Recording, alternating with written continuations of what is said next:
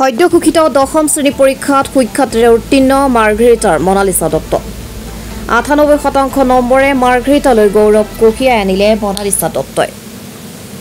সদ্য ঘোষিত CBSEৰ দশম শ্ৰেণী পৰীক্ষাত সুখ্যাতিৰে উত্তীৰ্ণ হৈ মাৰ্ঘেৰিটালৈ গৌৰৱ কঢ়িয়াই আনিলে মনালিছা দত্তই। মনালিছা মাৰ্ঘেৰিটাৰ কালিবাৰী নিবাসী মৌচুমী দত্ত আৰু পৰীক্ষিত দত্তৰ সুযোগ্য কন্যা। মনালিছাই মাৰ্ঘেৰিটাৰ বৰগোলাস্থিত কেন্দ্ৰীয় বিবেকানন্দ বিদ্যালয়ৰ পৰা পৰীক্ষাত অৱতীৰ্ণ হৈছিল। দশম শ্ৰেণীৰ পৰীক্ষাত মনালিছাই গণিত আৰু ইনফৰমেশ্যন টেকনলজিত ১০০ৰ ভিতৰত ১০০ নম্বৰ লাভ কৰিবলৈ সক্ষম হয়। আনহাতে ইংৰাজীত ৯৩%, হিন্দীত ৯৫%, বিজ্ঞানত ৯৭%, সমাজ বিজ্ঞানত ৯৮% নম্বৰ লাভ কৰিবলৈ সক্ষম হয়। মনালিছাৰ এই সাফল্যত উৎফুল্লিত হৈ পৰিছে পিতৃ মাতৃৰ লগতে পৰিয়ালবৰ্গ। মনালিছাই পঢ়া শুনা কৰাৰ লগতে আৰ্ট গানৰো চৰ্চা কৰি আহিছে। ভৱিষ্যতে কলা শাখাত নামভৰ্তি কৰি সফলতা অৰ্জন কৰাৰ আশা পুহি ৰাখিছে মনালিছাই।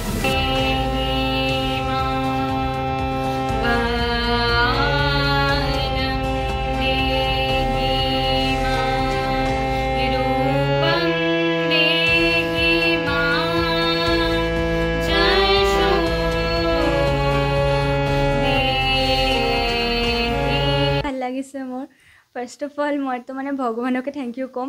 মানে থ্ৰু আউট দ্য জাৰ্ণি ভগৱানে মানে মোৰ চবতকৈ বেছি হেল্পাৰ আছিলে আৰু তাৰ লগত মানে মোৰ চবতকৈ বেছিটো মানে যোনে কৈছে মোৰ টিচাৰ্ছবোৰ স্কুলৰ। মই সঁচা ক'বলৈ মই আগতে এটা বিল' এভাৰেজ ষ্টুডেণ্ট আছিলোঁ, কিন্তু মোৰ স্কুলৰ টিচাৰবোৰে মোক ইমান হেল্প কৰিছে, মোক কনফিডেঞ্চ দিছে, মোক চেল্ফ এৱেৰ কৰিছে যে আজি মই এইখন কৰিব পাৰিছোঁ তেহঁতৰ কাৰণেই। Not only related to academics but also' out of the academics also' they help me so' much. And then I would like to thank my parents, like they are the biggest supporter.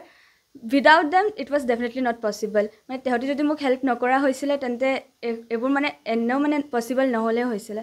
মানে তেহঁতে মোক চব দিছে আৰু মোৰ motivator আছিলে। যিমানো পুৰা জাৰ্ণিত যিমানো বেড চিটুৱেশ্যনছ আছিলে, যেনে কেতিয়াবা মোৰ মাৰ্কছ ইমান ভাল নাই অহা বা কেতিয়াবা অলপ বেয়া হৈছে, এইবোৰ টাইমত মোৰ মা দেউতা মোক কেতিয়াও স্কল্ড নাই কৰা। তেহঁতে মোক সদায় মটিভেট কৰিছে আৰু তেহঁতৰ কাৰণে আজি মই ইয়াত আহিছোঁ। পৰৱৰ্তী জীৱনৰ লক্ষ্য কি হ'ম বুলি ভাবা? মই ফিউচাৰত মই এতিয়া আৰ্টছ ষ্ট্ৰীম লৈছোঁ। মই ফিউচাৰত আৰ্টছ লৈয়ে পঢ়িব মন আছে। SST লৈ মই আগতে আৰু ৰিচাৰ্চ আৰু এডুকেশ্যন লাইনত যাব মন আছে। কিমান সময় তুমি অধ্যয়ন কৰিছিলা? সঁচা ক'বলৈ মই এনেকৈ নাই পঢ়াই যে পুৰা দিন পঢ়ি আছোঁ। মই থ্ৰু আউট দ্য ইয়াৰ মই 3 আৱাৰ মই মিনিমাম ৰাখিছিলোঁ। মই স্কুল হওক আৰু বেলেগকৈ চেল্ফ ষ্টাডিৰ কাৰণত মই 3 আৱাৰ দিছিলোঁ। পূৰা কনচিষ্টেণ্টলি মই পুৰা ইয়াৰ প্ৰেক্টিছ কৰিছিলোঁ আৰু পঢ়িছিলোঁ। আৰু এক্সামৰ টাইমত অলপ বহাইকৈ 8-9 আৱাৰ্ছ কৰিছিলোঁ, কিন্তু through out the preparation 3 hours was minimum. কোন বিদ্যালয়ৰ পৰা তুমি অৱতীৰ্ণ হৈছিলা? মই BKVNEC বৰগোলাৰ পৰা পঢ়া শুনা কৰিছোঁ আৰু ক্লাছ 10 তাৰ পৰাই দিছোঁ। কি ক'ম, আজি যিটো মই পালোঁ তাৰ পৰা যিটো শুনি পিনাই, তো এইটো আৰু ক'বলগীয়া একো নাই। মোৰ জীৱন লাইফত এইটো এচিভমেণ্ট বুলি ক'ম। আৰু সি যিটো কষ্ট কৰিছে, যিমানটো পৰিছে, আমি কেতিয়াও তাক প্ৰেছাৰো দিয়া নাই, একো কোৱাও নাই।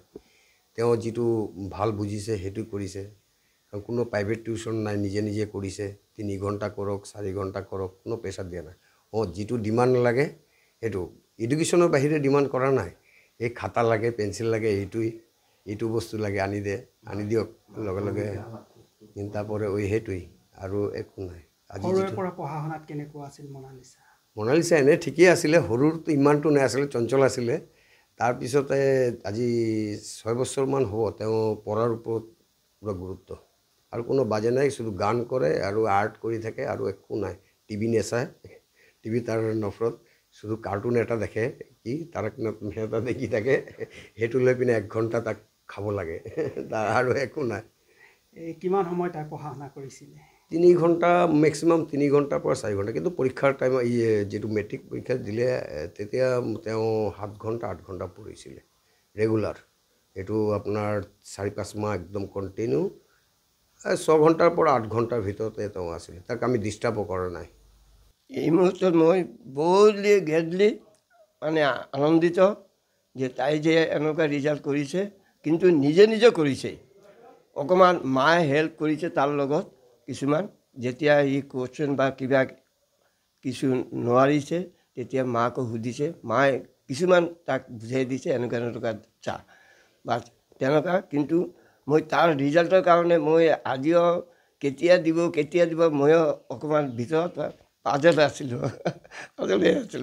কিন্তু আজি পাই কিনি মই সঁচাকৈ মানে মানে বিশ্বাস মানে খুব গৌৰৱান্বিত হৈছোঁ আমাৰ যে এনেকুৱা নাতিনী ৰিজাল্ট কৰিছে। সেইটো কাৰণে আমি নাতিনীক জনাইছোঁ যে আৰু ভাল কৰ, আমি যিমান দিন থাকোঁ তোমাৰ কোনো চিন্তা নাইকে, মই যিমান পাৰোঁ তোমাক যতটুকু পাৰোঁ হেল্প কৰিম। এইটোৱেই।